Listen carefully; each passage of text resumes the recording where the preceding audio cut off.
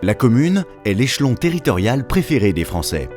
Que l'on habite un village, une ville, une campagne, une station balnéaire, une vallée, un quartier chic ou populaire, on habite une commune. Et surtout, on y vit. Pour qu'une commune soit vivante et accueillante, il faut qu'elle propose des services à ses habitants.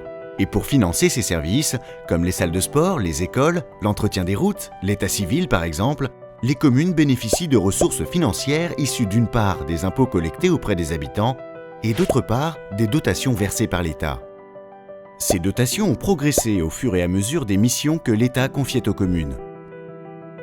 Jusqu'à présent, l'équilibre entre ces transferts de responsabilités et leur financement par l'État était à peu près respecté. Depuis 2 ans, l'État impose de nouvelles charges, mais diminue parallèlement les moyens des communes. C'est le cas avec la réforme des rythmes scolaires de 2013 qui a engendré pour la plupart des communes des dépenses supplémentaires importantes avec la nécessité de recruter du personnel pour encadrer les temps d'activité périscolaire. Malheureusement, le subventionnement associé n'est pas à la hauteur des charges créées. C'est également le cas avec le transfert vers les communes de l'instruction des permis de construire, qui auparavant était réalisée gratuitement par les services de l'État. Les communes et intercommunalités sont conscientes de leur nécessaire contribution aux réductions des dépenses publiques. Mais les maires de France, qui gèrent en bon père de famille le budget de leur commune, ne souhaitent pas être les seuls à participer à l'effort.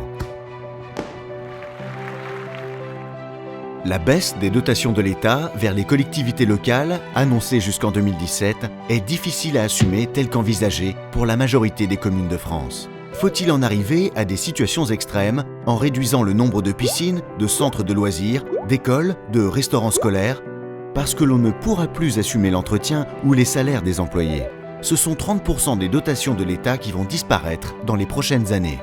Si l'État ne revoit pas son projet, en échelonnant à plus long terme la réduction de ces dotations et en trouvant des solutions, les communes n'auront pas d'autre choix que d'augmenter considérablement leurs taux d'impôts locaux ou diminuer fortement leurs services.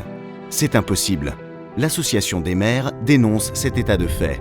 Elle est d'accord pour inviter les communes et les intercommunalités à poursuivre les efforts, mais souhaite une collaboration réaliste avec l'État, afin d'éviter aux communes, aux intercommunalités de France et aux habitants d'être les victimes d'un changement radical qui s'annonce dès maintenant.